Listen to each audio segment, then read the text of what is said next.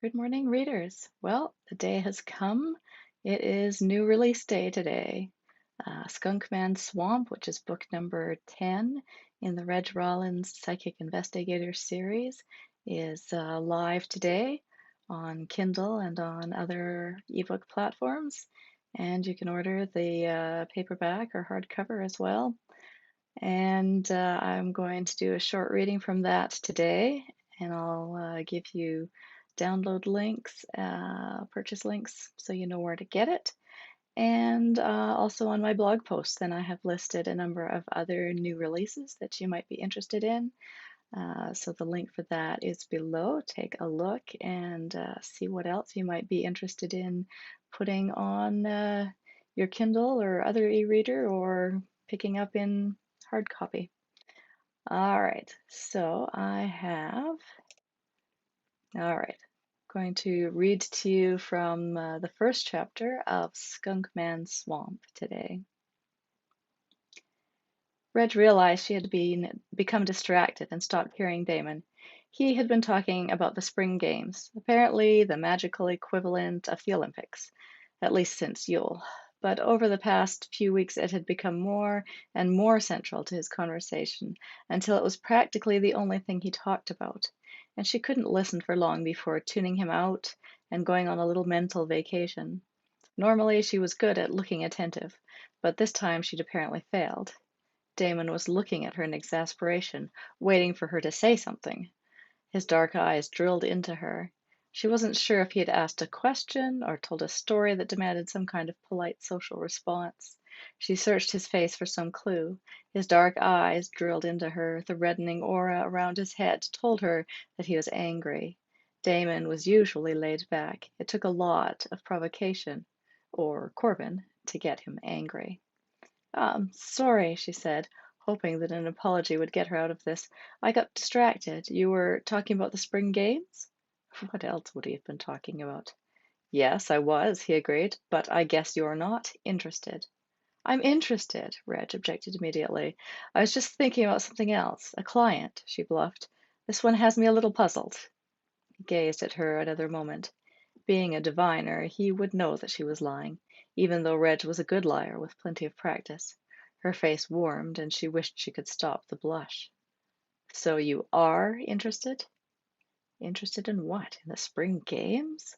Of course. Just tell me that last little bit again. Damon scratched the stubbly whiskers of his goatee. He was handsome, dark hair and eyes, like Corbin, and yet nothing like Corbin. She couldn't compare her magnetic attraction to Corbin to her friendship with Damon. Damon's physical appearance couldn't compete with Corbin's magical charms. There are some indications that he could be in the Everglades, Damon told her. In the Everglades, Reg repeated this part of the statement, rather than asking, who? She was clearly supposed to know who he was talking about. That's right. So I figured that you could help me find him with your psychic abilities, and I would split the reward with you. It would be a real coup to get him to the games. Reg's head spun. She had no clue who he was talking about or what it had to do with the spring games. She shook her head, her red box braids swishing around her face. You want me to go to the Everglades to find this guy? Well, unless you can look in your crystal ball here and just tell me where he is. Yes, I want you to go with me to the Everglades to find the missing wizard. Reg rubbed her temples. She looked over to her crystal ball on the shelf, considering. She could try seeking whoever this missing wizard was in her crystal ball. It was possible she would be successful, but if she did something as simple as that, would Damon still feel like she'd earned half of the reward? He made it sound like he was expecting it to be quite a bit of money. Reg had the money she needed. In fact, she hadn't shared the gems that she'd received from Calliope Papillon's parents with those who had helped her on the quest to save Calliope. She hadn't even told the others in her company about the gift. Reg had learned the value of money during the lean years, when she had struggled to keep a roof over her head and food in her belly. She didn't like to think of herself as a selfish person, but she couldn't think of any other way to spin the fact that she had decided to keep all of the reward for herself. Of course, the more people who knew about the gems, the higher the chances that someone would break into her cottage or attack her in order to get them. Valuable, easily transportable goods that could not be traced were a burglar's dream. Reg really should get a safety deposit box in a bank rather than leave them in the little wooden box under her bed. But the crystal ball might be a way for her to find out more about the missing wizard Damon was talking about, without letting on that she'd been ignoring him. She stretched her stiff limbs. She'd been sitting in the wicker chair listening to Damon go on about the spring games for too long. She made her way across the room to get her crystal ball from the shelf. She put it on the coffee table as she sat back down. Damon watched her, looking slightly amused. Did he sense that this was just a ploy?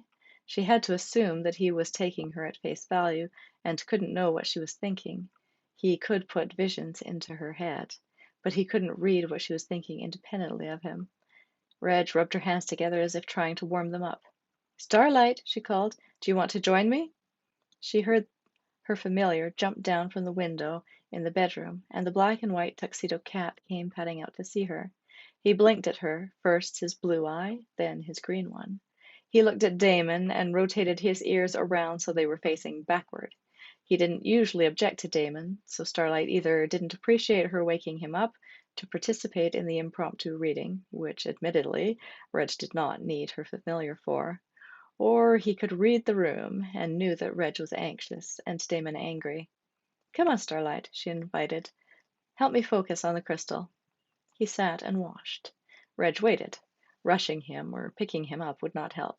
If he had decided he needed to wash before the reading, then he needed to wash before the reading. She had to respect his process.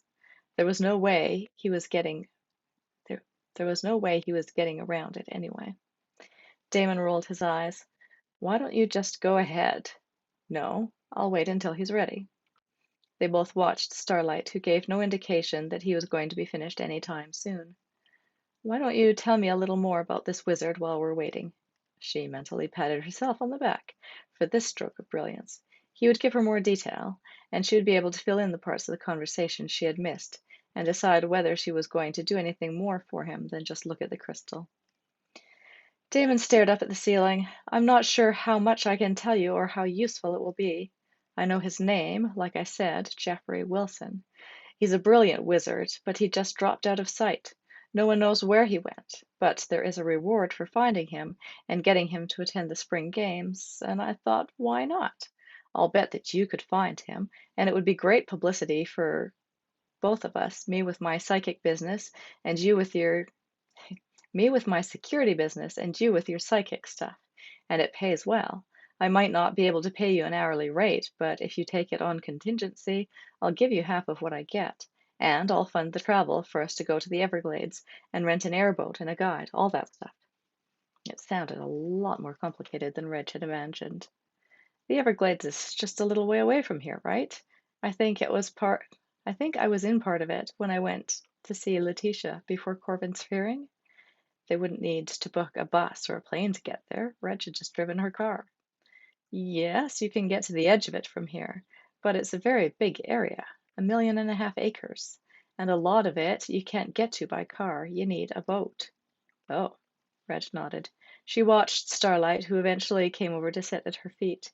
He gazed up at her. Hey, Star. Reg didn't criticize him for taking so long to get ready. She knew better than anyone else how hard he could be to deal with if he were grumpy or someone insulted him. I'm going to gaze into the crystal, and it might work better if I had your help. I'm trying to find a lost wizard. Damon watched with some amusement. He shouldn't have thought that there was anything funny about it. He'd seen Starlight in action before. He had seen what Reg could do. It wasn't like it was an act just for his entertainment. Except that it kind of was. Reg patted her lap, and Starlight jumped up. He turned around a few times, looking for a comfortable position, and then started kneading her with his paws, his claws pricking her through her dress. She petted him and pushed him gently down. Okay, enough. Just relax now. He settled in. Reg rubbed her leg where he had needled it. Now we'll start. Okay, so that is the opening chapter of Skunk Man Swamp. available today, so hop on over and pick up your copy now. I will see you next Friday.